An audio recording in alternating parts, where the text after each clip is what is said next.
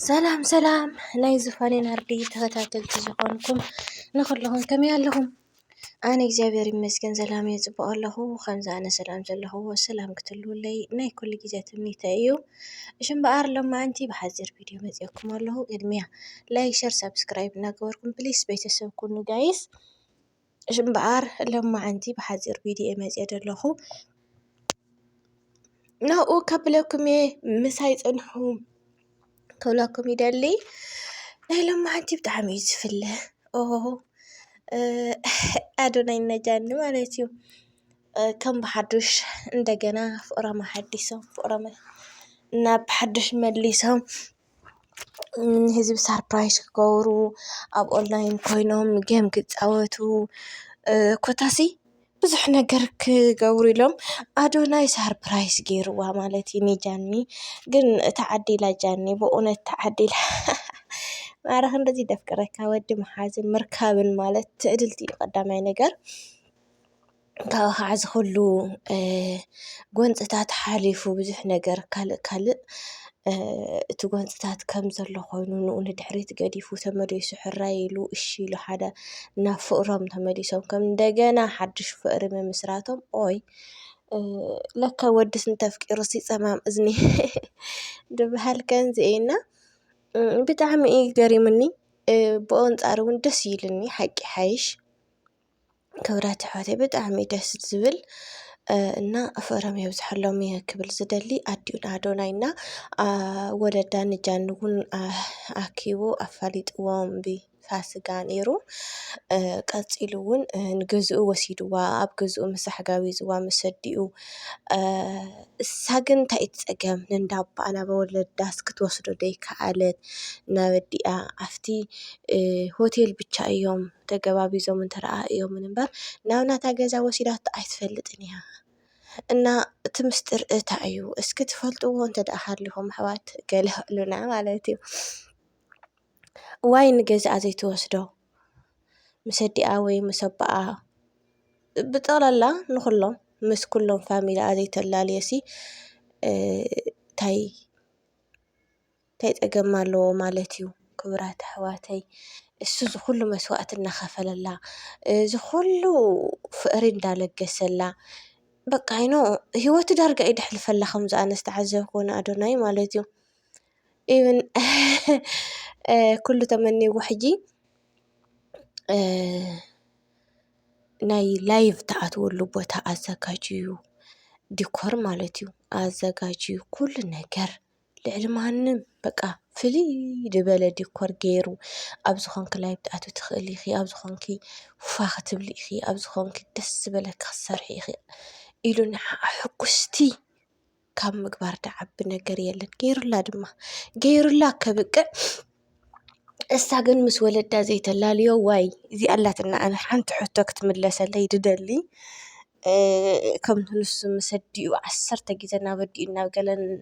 ዘብላ እሳኸ እና እዚኣ ክትምልሱለይ ጋየስ ይሓተኩም ኤንዌይስ ኣብዚ ናይ ሎሚ ቀነ ከዘራርብ ዝቐነየ ናይ ጃኒ ኣዶናይ ሰርፕራይዝ ገይሩዋ እዚ ፒንክ እንታይ እዩ ዝበሃል ፒንክ ቀለም ገለ መለታት ገይሮም ገለ ብጣዕሚ ደስ ዝብል ቅንያት እዮም ቀኒዮም ኣብዚ 2-3 መዓልቲ እዚ ካብ ንሰበይቱ ሕጉስቲ ገይሩ እቲ ትደልዮ ንሳ እቲ ትምነዮ ንሳ ገይሩ መርኣያ ንዒ በቃ ትደስ ዝበለኪ ኢሉ ከምዚ ምግባርሲ መርኣያ ናይቶም ካልኦት ተወዳት እዩ ኣዶናይ ክብል ይደሊ ኣቱም ካልኦት ተወዳት ዘለኹም ፕሊዝ ካብ ኣዶናይ ተማሃሩ ፕሊዝ ካብ ኣዶናይ ትምህርቲ ወሰዱ ኣሃፍቲ ዘረባ ገል ኣይኮንኩን ኣነ ድብል ዘለኹ እቲ ኣኽብሮት ኣብ ዓረክኻ ትኹን ሰበይትኻ ደለዎኽብሮት እዚ ተትመሃሩ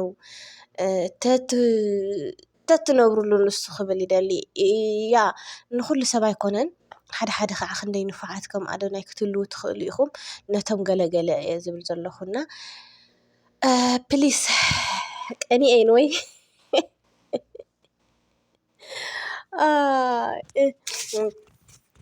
ካልእ እንታይ ክብል ይደሊ መሲልኩም ክቡራት ኣሕዋተይ ናይ ብሓቂ ኣዲኡን ኣዶናይ ብርግፅ ነፃነት ኣለዎ ሂባ እያ ዕብያቶ ንደቃ ንኩሎም ነፃነት ሂባ ዕብያቶም ብጣዕሚ ድማ ደስ ዝብል ኮንፊደንስ እዩ ዘለዎ ኣብዚ ናይ ሕጂ ገይርዎ ዘሎ ኣዶናይ ምስጃን ዘለዎ ኩነታት ወይ ከዓ ርክብ ግን ደስ ኣይበላን። ምክንያቱ ቅድሚ ሕጂ ኣብ ርእሲኡ ምስ ጆን ዳንኤል ናብዚ ክትብል ዘለዋ ፍቅሪ ምስ ጆን ዳንኤል ከዓ ፍሉይ ምኳኑ እውን ባዕላ ተዛሪባ ነይራ ኣብ ዝሓለፈ እዚ ኩሉ ዝተዛረበቶ እውን ብሪከርድ ይኩን ብካልእ ተቀዲሑ ኮፍ ኢሉ ዝተቀመጠሉ ግዜታት ኣለው ማለት እዩ። ዝሓዘ ሰባት እውን ኣለው እዮም። ስለዚ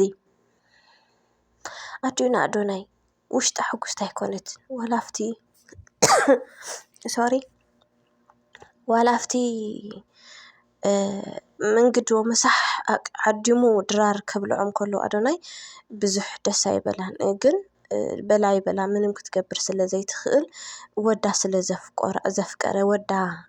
ዓይኑ ስለዝዓወረ ምንም ክትገብር ኣይትኽእልን እምበር ንጃኒ ዝነበረ ኣጠማምታ እንትን እዩ ካፍቲ ቅድሚ ሕጂ ዝነበረ ሕጂ ዝተፈለየ እዩ። ሓቃ ከዓ ሓቂ ሓይሽ ምሻሎ ከምኡ መስዋእቲ ከምቲ ንሱ መስዋእቲ ዝኸፍለላ መስዋእቲ ዘይትኸፍለሉ ሲ ፅቡቅ ኣረኣእያ ክህልዋ እዩ ኢልካ እውን ዘይሕሰብ ነገር እዩና ኢቭን እታ ሓፍቱ ንኣዶናይ እውን ብፅቡቅ ዋላ ደኣ ትስሓቅ ትፃወት ነፃ ኮንፊደንስ ዘልይዋ ትዘራረብ ደኣ እምበር እቲ ፍረ ገፃ ናብኣ ጠሚታ ክትዘራረባ ወይ ከዓ ክዕልላን ከለዋ ኣብ ገፃ ዘሎ ገለ ቃላት ዝንበብ ነገራት ኣሎ መንእኒ ሓፍቲ ኣዶናይ ማለት እዩ ንህልና ኣብ ህልና ዘሎ ብዙሕ ነገር እያ ኣንቢበ ብቀዳማይ ኢቭን ክስዕሳዓን ከለዋሲ መላሓሳ ገለ ተውፀላ ነይራ ማለት እዩ። ናይ ባሓቂ ስሒቃ ንባዕለይ ክገርመኩም እዚያስ ንእሽተን ቆልዓ እንታይ ፈሊጣታ ገለ ኢለ ንባዕለይ ተገሪመ ግን በጠማምታ ብዙሕ ነገር እንትን ኢለ ማለት እዩ። ጋይስ ንዓኹም ዝተረኣየኩም ተሎ እውን ክፅሕፍለይ ይደሊ ካብኡ ብተወሳኺ ናይ ብሓቂ እዮም ግን በቃ ኣይኖ ካልእ ኣይቕንአንን እዩ ክቡራት ኣሕዋት ሃቱም ሰብ ከማዕረ ክንደዚ መስዋእቲ ከፊሉ ግን ከዓ ፍቅርስ መስዋእቲ እዩ ዘድሊ ነው መስዋእቲ ክትኸፍለሉ እዩ ዘድሊ መቸም ብዙሕ ውፃእ ውረድ የድሊ እዩ ብዙሕ ፀገማት ረህዋን የጋጥመካ እዩ ነቲ ፀገማት ብከመይ ትሓልፉ ኣብ ሙቸትካ እውን ብዙሕ ጌጋታት ክፍጠር ይኽእል እዩ ግድን ኣይኮንካ ናብ ፀገማት ክትፈጥር ደለካ ኣብ ሽግርካ ኣብ ፅጋብካ እውን ኣብ ሙቸትካ እውን ፀገማት ዝፍጠረሉ ሰዓታት ኣሎ ንኡ ግን ብከመይ ይፈትሖ ወይ ከዓ ብከመይ ይስግሮ ንኣብነት ሕጂ ኣነ ሞር እንተደኣ ፀጊበ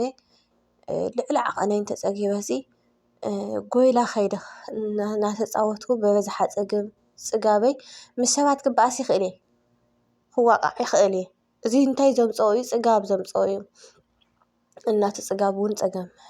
የምፀልካ እዩ ግን ከዓ ኣፍታ ጎይላ ከይደ ስለ ፀወታይ ገይረ ስለ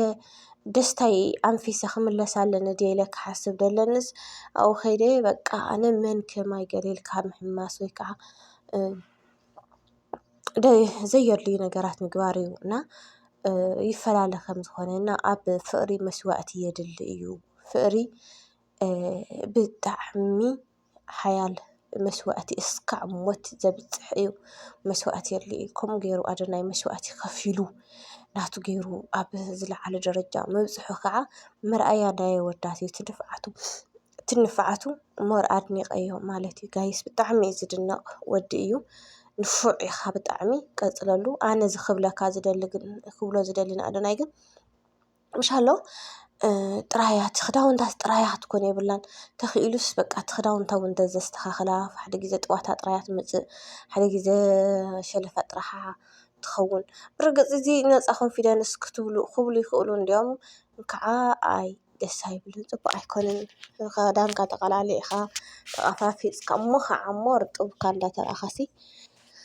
ካብኡ ከዓስ መብርሃን እናምለኽካ ንቅድስቲ ድንግል ማርያም እናለመንካ ንቅድስቲ ድንግል ማርያም እናተማሕፀንካ